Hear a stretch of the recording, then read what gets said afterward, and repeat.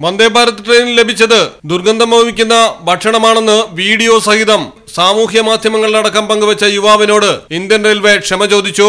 IRCTCയുടെ ഔദ്യോഗിക എക്സ് ഹാൻഡിലൂടെയാണ് ഖേദം പ്രകടിപ്പിച്ചത്. ഭക്ഷണ വിതരണത്തിന്റെ കരാറെടുത്തവരിൽ നിന്ന് 25,000 രൂപ പിഴ ഈടാക്കിയെന്നും ഉത്തരവാദികളായ ജീവനക്കാർക്കെതിരെ നടപടിയെടുത്തുവെന്നും IRCTC വ്യക്തമാക്കി.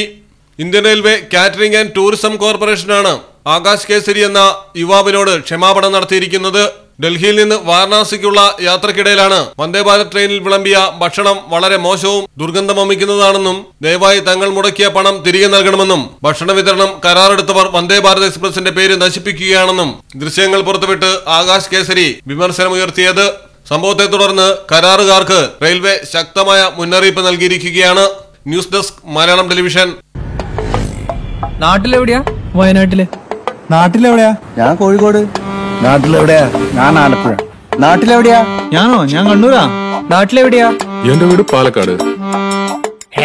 പാലക്കാടിൻ പൊള്ളിപ്പൊളിയും ചൂടായാലും ചൂടായാലും കോഴിക്കോടിൻ കാറ്റിൽ കിനിയും ഉപ്പായാലും ഉപ്പായാലും ആലപ്പുഴയിലെ മണ്ണിൽ പടരും കുട്ടനാടൻ നനവാടേലും കണ്ണൂരിനെ ഉഴുതുമറിക്കും കോരിച്ചൊരിയണ മഴയായാലും വയനാട്ടിലെ കുളിർ കോരും മഞ്ഞായാലും മഞ്ഞായാലും നാട്ടിലെവിടെയാണേലും കാലാവസ്ഥ എന്താണേലും സിമെന്റ് JSW കോൺക്രീറ്റ് HD തന്നെ.